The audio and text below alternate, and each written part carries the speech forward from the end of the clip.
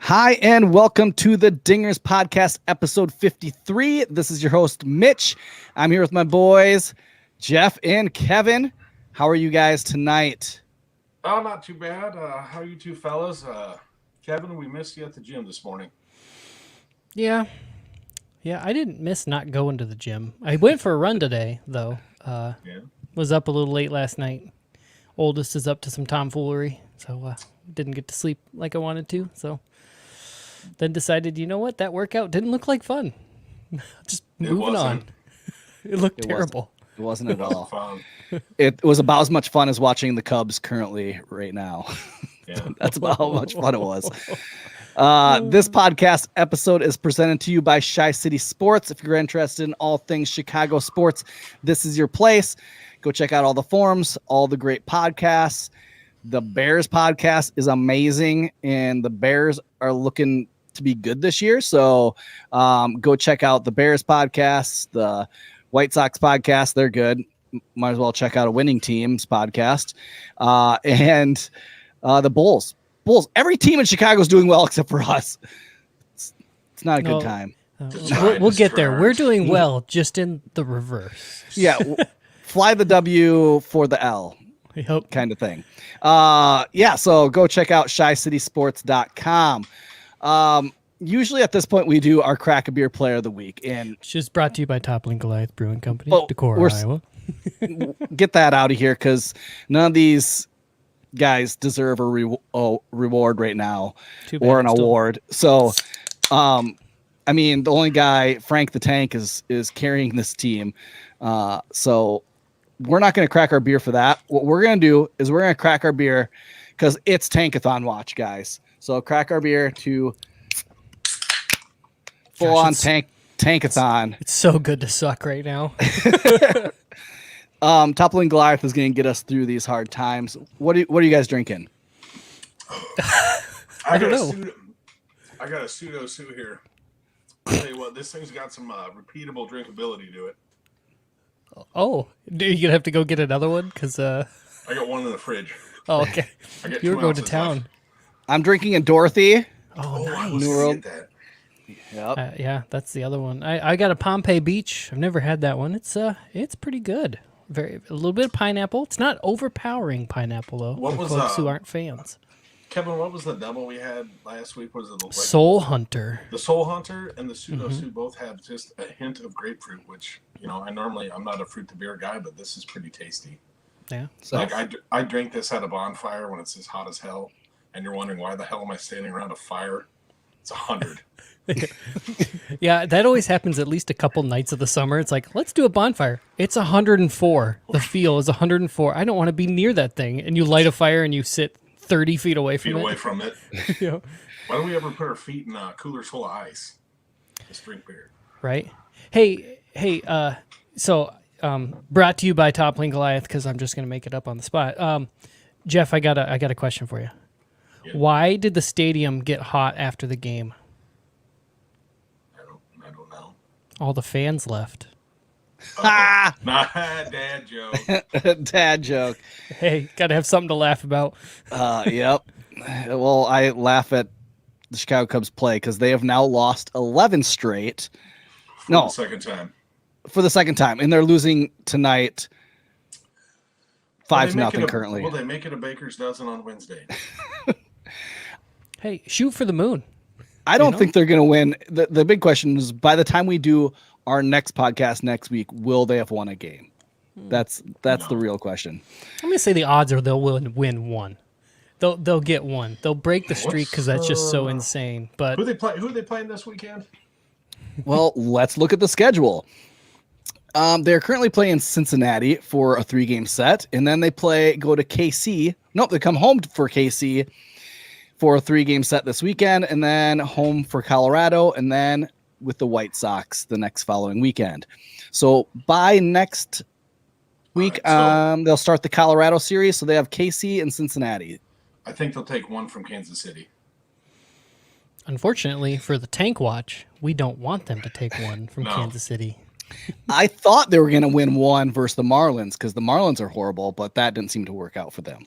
I'll tell you what, on Friday night, they jumped out to an early lead. I'm thinking, well, maybe they can win a ball game tonight. And then Alcantara decided to single-handedly help. He's doing God's work out there on the field. Right.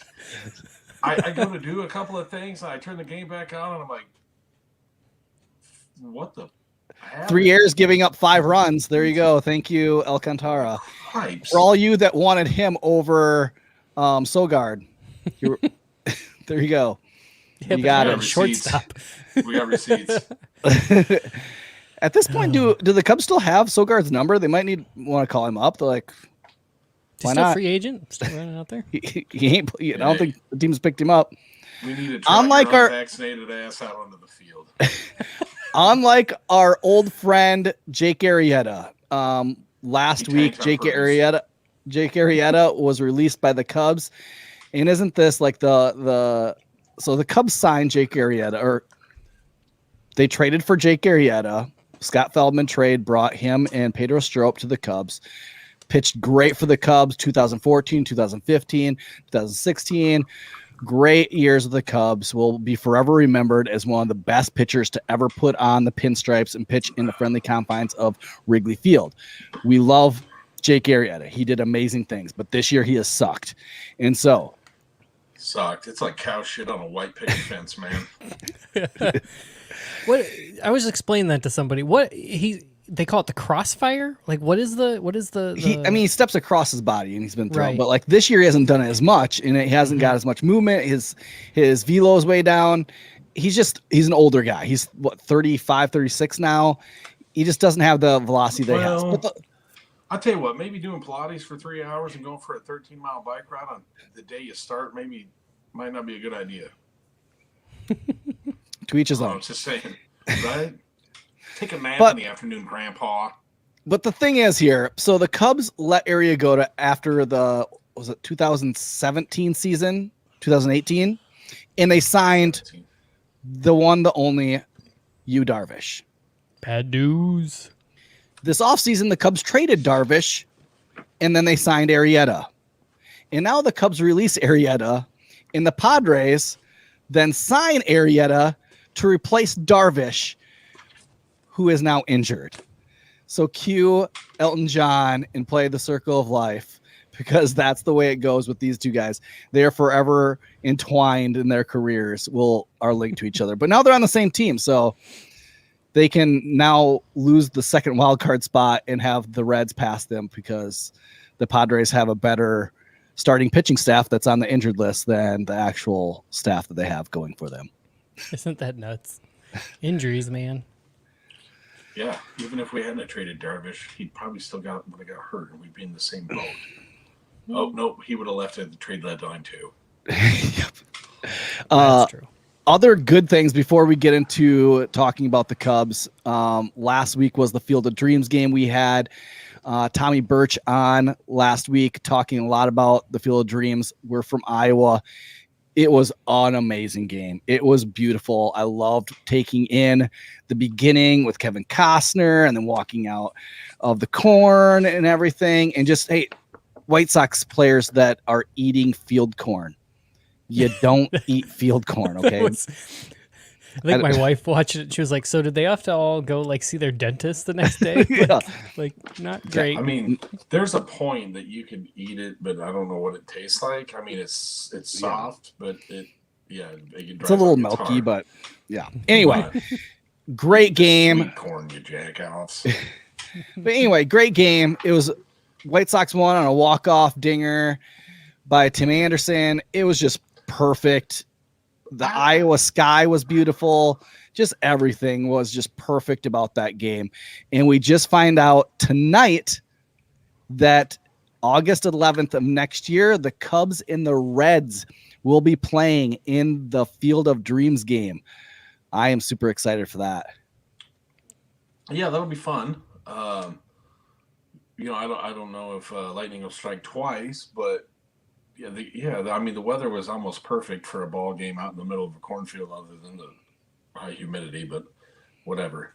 Yeah, I mean, an intimate setting, a small stadium. They didn't try to make a ton of money off the game, but it was the most watched regular season game in the last 16 years. Yep. I mean, I think Major League Baseball really hit a home run with it. Yeah. Here's where one thing. So, girl I was working out next to the day after that game, she's like, now I have never played softball in my life. She's like, I've never played baseball, never watched baseball, but I tuned in to watch that game. Right. She that's the stories that you hear. And she's like, it was actually a really good game. She's like, I really enjoyed watching the game. I think I might watch some more baseball. I might go down to an iCubs game. It's like, those are the things that MLB needs to do to draw in those type of fans. Like, it was a win all around. MLB knocked it out of the park. The one thing they've done right in the last 10, 15 years, they finally have done something right. Did you recommend to her going to an iCubs game before watching the Chicago Cubs? Or? Yeah. Well, it's pretty much like the same thing right now. Yeah. So how many wins could this iCubs roster get? Hey, they're on a tear. They're on a tear. They're on a bit of a tear. Yeah. So I happen to know somebody who got a ticket. Her dad was in the lottery, got a ticket, and they went. And her pictures all day were nuts. It's such a small setting and venue. I mean, she even had a video of Kevin Costner walking up onto the stage they had for the pregame stuff because she was standing right there. And it wasn't like there was a security line or anything. It was just they parted ways. He walked through, and then they crowded around again because there wasn't a ton of people. It was beautiful.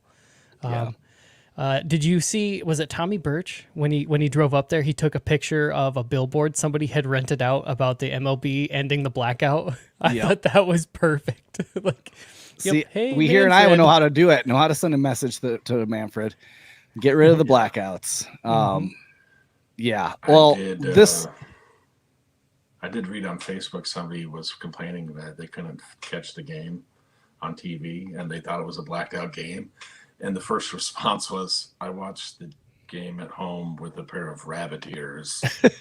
Yeah. Yep. This is the one game that's not blacked out anywhere. Yep. Well, this episode is called Tank Watch, and that's what we're about the rest of the season. We're now down 8-0 in the game tonight. So yay, another L.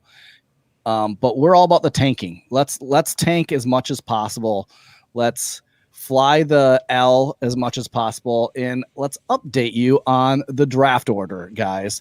Hey, quick interrupt. Tank Watch brought to you by Toppling Goliath Brews. There you go.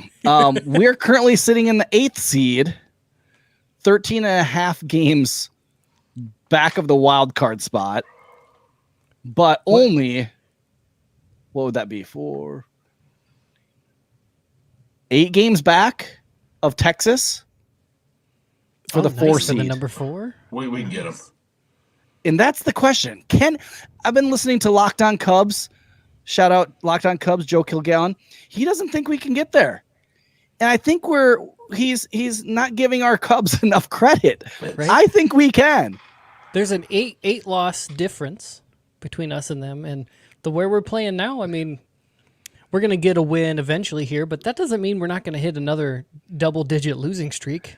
And you have to understand, we are in the same season. We have lost 11 straight games, now 12 tonight, 2 double-digit losing streaks. Check this. On June 24th, the Cubs were tied in first place in the NL Central, which was the same day that they played LA and they got the no-hitter with Zach Davies pitching, no-hitter. Since that game, they have won 10 total games. They're 10-35, 10-36 now. And they've had 2 double-digit losing streaks in that time. The 5 seed is not out of reach. Was it Brett on Bleacher Nation was like, hey, if you take out the 2 losing streaks, we're only 5 games back or something like that? No, we're over a 500 team. Oh, that's right. That's right. We're 5 games above 500 or something like that. Oh my. So I will be posting daily our Tank Watch to our Twitter at Dinger Cubs. Follow us at Dinger Cubs on Twitter, but I'll be updating where we're at. I think you got to put this draft order thing up there for the Tank Watch, and then you have to have a random Cubs player wearing a tank top, like for Tank Watch or whatever, and they've got Frank the Tank will be wearing the tank shirt. There we go. Perfect. And he's got to have a whistle, like a lifeguard whistle. So good. But let's look at the Cubs schedule going forward and see our Tank Watch and if this is doable. Now look at this. So the Cubs are currently playing Cincinnati. Then they play KC, who is, if you look at the Tank Watch, they're ahead of us. They're 12.5. We're 13.5. So one game back of them. Just a game back, folks. We're a game back and moving ahead of them. We could lose 3 straight to them. That's easy. Then we play Colorado. Colorado is currently a game behind us. A game behind, so we can separate there, get some separation. Then we play the White Sox, and then we play the Twins. We played the Twins twice in the last month, along with Pittsburgh. We played twice in the last month. Those are teams that we are chasing for that spot. So let's say we lose the 6 to Pittsburgh. That makes up 6 of the 8 that we need to be able to pass them. To Texas. To get to them in Texas. This is doable, guys. This is doable. We can get a top 4 pick, top 3. Why not top 3? We got a couple of hamstring injuries that could really help us out. You just got to keep starting Hayward. I mean, that'll help. Ground balls to second base all day. Yep. I didn't realize he was on the injured list. I just thought he wasn't playing. Right? No, he came off the injured list. That's why he's playing. Yep. How many bags of Skittles have you had to get there, Mitch? He did have a hit yesterday in the 9th inning. So speaking of this Tank Watch and Jason Hayward, I had a dream the other night that he cost us the 4th pick. He hit 3 dingers in a game and we won one. Like right at the tail end of the season. Yeah, I was just sitting there thinking, when we need a base hit, he'll hit it to the second baseman in the ending. When we need him to hit it to the second baseman and get it out, he hits it over the freaking wall, and it costs us an earlier pick. Oh, that would be how it works. That would be how Jason Hayward works. Yep. Oh man. Well, if you are sick of watching the Chicago Cubs on Marquee Sports Network, you're in luck, because Marquee Sports Network they have added a whole bunch of minor league baseball games to their schedule. So if you want to watch your Iowa Cubs, your Pelicans, your Smokies, your South Bend Cubs, here are the games that are available. You can check it out on Watch Marquee. Twitter, they posted all the games. But this is a good opportunity for us, to watch our Brennan Davis, watch South Bend team that is just stacked full of fun, exciting players that are going to be coming up. So I'm going to be watching some of these games. Oh, yeah. I'm going to catch as many as I can, and I'll tell you why, because it's nice that they're actually putting on some decent programming instead of watching bowling or the fucking National Axe Throwing Championships when the spring training games weren't even on the fucking network. It's true. I do want to say that this Dorothy, this is a good beer. I like this. Oh yeah. Was that a hiccup? Yeah, that's one of the ones I haven't. No, this is a good beer. I thought you hiccuped. I haven't tried Dorothy's yet. I got mine. I think that's going to be my next week. Crack a beer to the Tank Watch beer. Give Dorothy's a good old try. I saw that they're coming out with, was it Dragon Fandango again? Ooh, that'd be there you go. I think that's what their Twitter was saying today, except you got to go up there to get it. I'm like, come on. Of course. I get it. Of course. So since we want them to tank so bad, is this one of the worst Cubs teams that we've seen? Like in your lifetime, is this one of the worst Cubs teams that you've watched or witnessed? I think 2012 was pretty bad too. Yeah. Well, in 2012, they won 61 games. They're 61 and 101. Currently, right now, we're 52 and 68. We got a fat chance. Will we beat that record? We got 61. And what do we got? Like 45 games left? So ish. No, we have. We don't have 45. Do we got 36? Well, what's the record? Math is hard. 59 and What's their current record? Their current record is 52-68. Kevin, do the math. That's 120 games we've played so far. So there is 42 games left. So can they win? I have no idea if they can Can they win win 9? Well, since games. June 24th, they're 10-34. So that's wow. So if they keep that pace, they're gonna be right there. Well, they're not going to win this game because the Red Sox played it 4 more runs. Yeah, so it's 11-0. It's 11-0. Hey guys, remember when we had that lockdown bullpen? That was nice. Oh yeah, we were 35-1 at one time. If we were leading past the 6th inning, I'm gonna bird walk here a little bit. So lockdown bullpen. I'm kind of tired of seeing Kimbrel come in the 8th inning for the White Sox. Like, I know that they pretty much have 2 closers, but they keep using Kimbrel in the 8th and using Hendricks.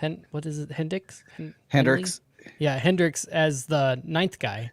He's blowing saves like crazy. Right. It's like, dude, figure LaRussa. Look at the room. Figure it out. You have one of a Hall of Fame closer on your staff. Is his dementia getting that bad? Wait, I thought it was you traded for a closer and you're pitching him in the 8th. It's not my roster, but whatever. Right. Sorry, birdwalk. Yeah, that's interesting. 10-34. Can they actually win 9 more out of less games? I don't know. We've seen some really bad Cubs teams. Like 2005, they won 79 games. 2002, they won 67 games. In 1999, they won 67 games. So 2000. In 1994, they were 49 and 64, but that was the strike shortened season. Yeah. So 09, is that like the year that like Lou Piniella was gone? Was here like 06, 7, 8? I can't. It was the year after. Yep, it was the year after the loss in the NLDS. Yes. Yep. So Piniella is still there around. Oh, he was. Because Piniella got axed in 2010, and Quaddy took over. I just feel like those teams of those 3 years, they always got bounced in the first round of the playoffs because they didn't have anybody with any playoff experience on the team, really, other than like Derek Lee and Todd Hollinsworth. I don't know. It's interesting when I think about the 2012 team compared to this team. Like, there are individual pieces on this team that I think are better than the folks that were on the 2012 team, but they're not all firing at the same time. Or it's like, sure, we'll plate 10 runs against the Marlins, but we'll give up 14, so we still lose, Yeah.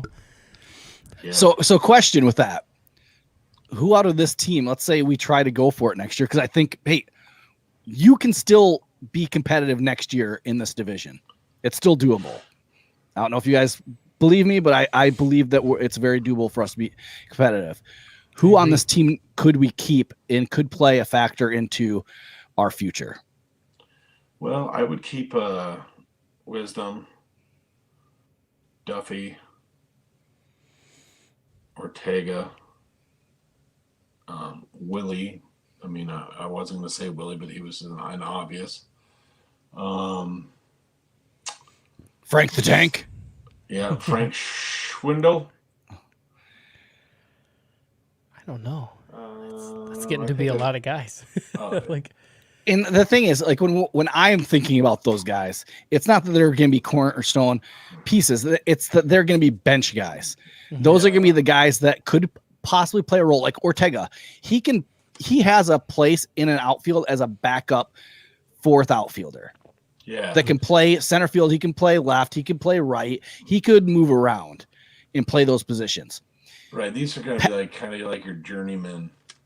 Patty Wisdom. He can play. He can play left field. He can play first base. He can play third base. Those are the type of guys you want on your team. He has power. He could pinch hit. It's true. Frank Swindell. He's proven and I threw this out to some people on Twitter. Could you see him become a DH in the future? He has high contact. He's hitting every in AAA like crazy. He doesn't strike out and he doesn't walk, but he hits the ball and puts the ball in play a ton. He has pretty good pop. Yeah, I think in AAA, I think he had 26 home runs. I mean, I don't see him as being our future first baseman. Don't get me wrong. I think it's interesting because I like just thinking through that, like keeping all those guys. So then, are you looking at picking up a couple of kind of big name outfielders? Because you've got Nico and hopefully Madrigal kind of up the center. Maybe a first baseman as your fielding pickups. And then really it's focusing then on the starting pitchers in relief. Yeah, is it Kevin, pitchers? I actually think next year is going to kind of be a season-long tryout for like Keegan Thompson and Justin Steele and Millsy. Of course, Kendricks is going to be there. So I think next year is going to be a true developmental year, and Alzolay is going to be a developmental year for like the back end of the rotation. But yeah, I don't know who you get on you sign for like a 1 to 2, no more than the 3-year deal that can come and play, be like the role players, because they field the same roster that we're playing with right now. This next year's season is going to be as ugly as this season. Know what I mean? Right. And I'm really glad Mitch decided to fucking ditch us mid-episode. Yep, he just wandered off. Well, there he is. What are you doing? Did a circuit breaker trip in your house? No, my computer shut down. You're using your wrong mic. Just keep going. Yep. Okay. Yeah, I agree, Jeff. I think it's going to be like. So, do you see them trying to find that reclamation or that project starter, that like maybe a veteran type of guy, or is it we roll with the rotation that we kind of have, and it's more of relievers that we focus on? I think relievers. I really don't think they're gonna like sign a pitcher that's could be an ace somewhere or a number 2 guy. I just don't see that happening next year. And honestly, with the youth that we have in the farm system that are they're supposed to be rising stars, like the Howard, Brennan Davis, Miguel Amaya, and a few others that we picked up like through the trade deadline this year. I don't know how long they're going to be willing to sign one of these top free agents that are coming up at the end of this year, like Carlos Correa. Do we really need? How long are we going to really need like a Correa or a Seager if we have all these middle infielders that are coming up? Well, here we go. Would you go out? Let's say Castellanos opts out after this season or next season. Would you go get him? And let's say the DH comes to the NL. That's like a perfect fit. Yep. Yeah, I would go get him. If that were the scenario, I would go after him, because I know there's probably 500,000 to 1.5 million Cub fans that are hoping that they re-sign one of the 3 core players that we let go. This is not going to happen. I don't ever see any of those players ever wearing the Cubby pinstripes ever again. So if Castellanos did opt out, I'd say go right after him. But then again, he's played on a lot of losing ball clubs. How excited would he be to come back to play on a team where he knows it's going to be at least one season or maybe 2 before they're really competitive and going, what I mean? Right. And would he sign a contract that's friendly to the team trading him at the next deadline if they start tanking? He's probably going to have the type of contract where he can opt out. Granted, that can work as well, because then he can put in for the teams that are competitive that year. I've always been told that players want 2 things in their career. They want to win a championship and they want to get paid. And Oh, definitely. usually it goes in that order. Order. So once they win a championship, then they're all about getting paid, and rightfully so. Oh yeah. But Castellanos hasn't won a championship yet, Right. so he's gonna do anything. He might take less money to win a championship. Yeah, if he sees the writing on the wall with the Cubs with a big push in 2023, 2024, is he willing to come over here and sign a team-friendly deal for 5 years or something? But that's where our front office has to show him something. They have to do something first. They have to make the first move. They have to show. It's going to be hard. Whoever they get to be that first guy, they're going to have to kind of overpay. And they have the money, especially with Hayward coming off the books here in a couple of years. They will have the money. So I want to ask. 2016. He signed After the like 2015 after the 2015. So that was an 8-year deal. So 2024. So we got 3 more seasons of this shit. I think he comes off in 2023. I really hope that that there's a team. There's a conversation, and the bench there's a nice warm padded spot for him. Well, here Paul asks, where do we start with pitching? So with pitching, I mean, we have Steele. I think is going to be a decent. The question I have with him, and that's why what we need to be looking for the rest of the season is Steele a bullpen guy or is he a starting pitcher? Because right now you see the first 2 outings, he's pitched really well the first and second time through the order. It's the third time through the order is when he's gotten roughed up. And you need a starting pitcher to be able to go at least 3 times through. Right.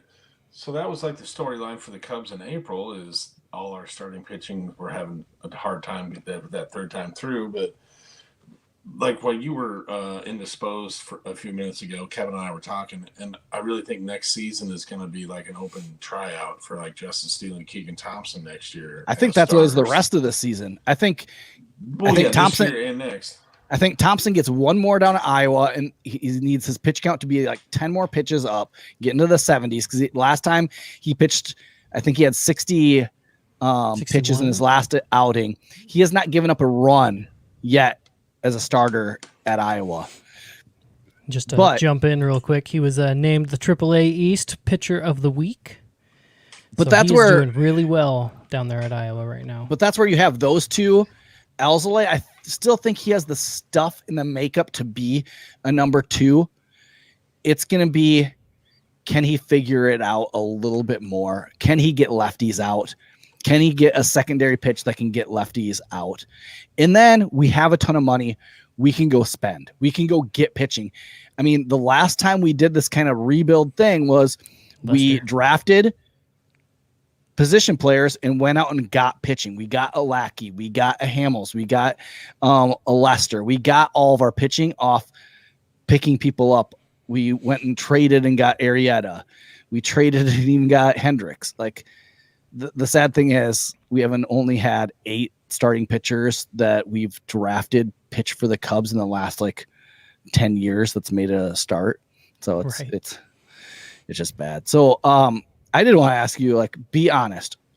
Are you watching these games? I'm watching a handful of innings. Like when it starts to get ugly, I'm like, this is like watching vultures pick at a gut wagon. It's just not pretty. The hard thing for me was as soon as they made all the trades, and then we had to listen to Beth Mowens for like a week. And it's like, okay, one, you trade all of our players, and then you're like throwing us this outsider. It's not that she's a female broadcaster. I don't care. Like female broadcasters. It's like that you are throwing somebody that we're not used to hearing, that we have to be forced to listen to. It's like, give me somebody that I relate to. I need a voice that, like, I need a Pat in there. Pat Hughes to kind of make me feel okay. And it's like, I stopped watching the games. I've been listening to the radio a lot because I can't stand. I need Pat and Ron to tell me everything's okay. Right. They've been through this. They get through it. Some of the worst, like, I don't have any. Like, my biggest problem with Beth Mowens is she sounds like she's got a mouthful of fucking peanut butter. And whenever I listen to her, I feel like I'm watching a college football game. That was my thing. It was like, oh, are the Hawkeyes playing? Like, Yeah. like I start looking up like okay. ESPN2 at 11 o'clock. Right. Yeah. I mean, call's a great game. Yeah, I don't know. My schedule is ridiculously busy, so most nights in general, I wasn't getting the start of the game. I was usually doing something with the kids or whatever, and so I don't usually get to see the very beginning of a game. And so I get home and I check the score. I'm getting the score updates on my phone while I'm out at softball or whatever other stuff's going on. And it's like, yep, okay, like tonight, I would not be turning on the game after the podcast. And like, 11-0, I'm 12. good. It's 12 now. Sorry, yeah, Played in another one. 12-0. Yeah, I'm not going to bother turning on the game at this point. Like, nope, I'm good. No, I'm not trying to get some But like rest. tonight, Jeez. I did make sure I could watch the first inning because I wanted to see Justin Steele. Yep. So there are little bits that I'm still trying to kind of catch. Yeah, and Justin Steele pitched, what do you get? 4 innings, 5 hits, 2 runs, 2 earned runs, 3 base on balls, 5 strikeouts, and gave up that 1 home run. Yeah, I mean, that's what we have to watch, those little nuggets of how is how is Justin Steele going to perform the rest of the season? How is Keegan Thompson going to perform the rest of the season? Positionally I'm watching the wisdom at bats. I'm watching is he going to be making more contact? You've seen his home run numbers kind of drop off a little bit, but he's been putting the ball in play a lot more. He's been getting on base. Swindell, I want to see what out of him. The one thing I really hated was that Hayward came back and they put Dykeman down at the Iowa Cubs. Like, he should be up starting every day with the Cubs. We need to see what we have in him to see if he's going to be an outfielder of the future. It needs Right. to. And there's some other Iowa Cubs players that I really want to see up with the big team before the end of the year, like Michael Hermosillo. I mean, Yep. he's killing it. He's been killing it at Iowa the whole time. He just got hurt for a while there when it would have been perfect for him to come up. Yeah, and when he came back, he was still tearing the cover off the ball. Yeah, I Yep. mean, he's hitting. I had him picked. He's hitting 310 this season. Yeah. Like, I don't know. It's hard. It's hard seeing Hayward grab starts and going, we know what we have there. Yep. We've seen Let's get this somebody else in there. pony show for a while. $180 My last million right fielder that hits at second base. making them second baseman work, my last question to you guys is, outside of baseball, what is something you've been watching? What is something you've been interested in or getting into lately? We're going to end with this because I've needed something to kind of get my mind off of baseball a little bit, because that's like, I just get frustrated. And I've spent the last how many months watching baseball every single night. So I've needed something to kind of change and watch. So what have you guys been into? I watched the HBO original series, Mayor of Easttown. That was really good. It was a crime dramedy. Nice. Not watch that. Kevin, how about you? Pretty good. Folks who listened to us last year know I read a lot, like a Nerd. lot.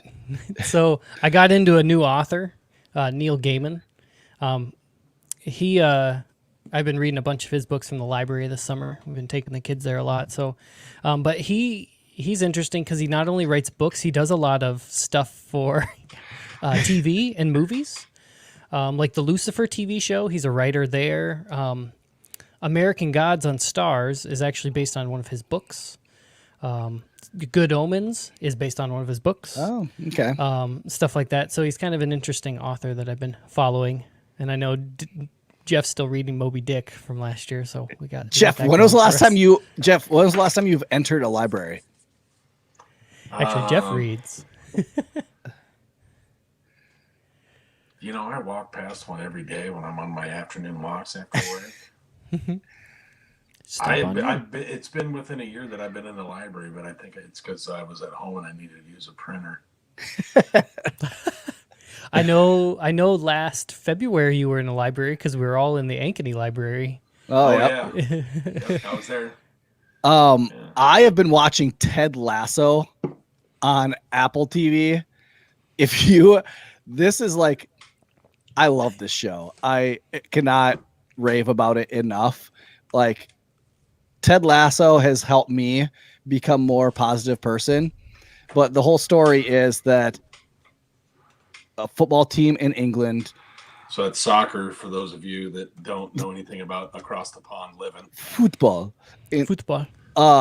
Their new owner, who's female, her husband cheated on her and she wants to like ruin the club. And so she hires a college football coach from America that coached at Wichita State to come over and be the head coach. And he's like this overly optimistic, always thinks positive, always like coming up with these things to like make the team like happy and stuff. And she wants to kind of sabotage it and everything, but has Jason Sudeikis. Did I say his last name? Yeah, Sudeikis. It's hilarious. I love it. Like, it's so good. It's so good to watch. So highly recommend checking out Ted Lasso on Apple TV. It's great.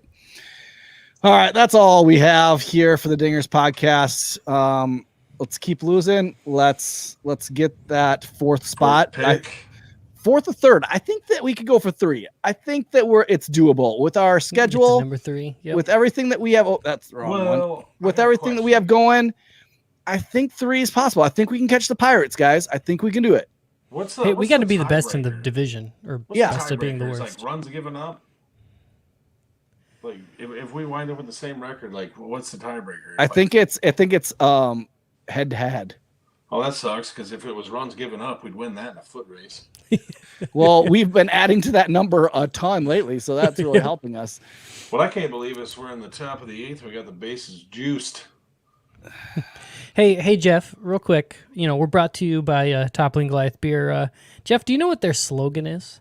Some about big taste brewed in small batches. No, big beer. Really close. Big beer brewed in small batches. That's right. There you go. And get yourself some Toppling Goliath. Picturesque Decorah, Iowa. Yep. Truly is beautiful. All right. Well, that does it for episode 53 of the Dingers podcast. Hang in there, guys. Things will get better here for the Cubs, and we can have some fun with this and still focus on the Cubs by just changing our focus to let's tank. Wisdom's up to bat. He's my dinger pick of the night. You want to see if he hits a Grandy? Yeah, you know what's nuts about this? You guys have been getting... He just did? No. Oh. You guys have been getting dingers amidst all this. You got to pick the right guy. Schwindel, man. Going Schwindel the rest of the season. All right, that does it for episode 53 of the Dingers podcast. Follow us on Twitter at Dinger Cubs. Join our Facebook group. All the places you can find our podcasts, Spreaker, Apple Podcasts, Google Podcasts, all those places, Spotify. Thanks for listening. Good night, John Boy.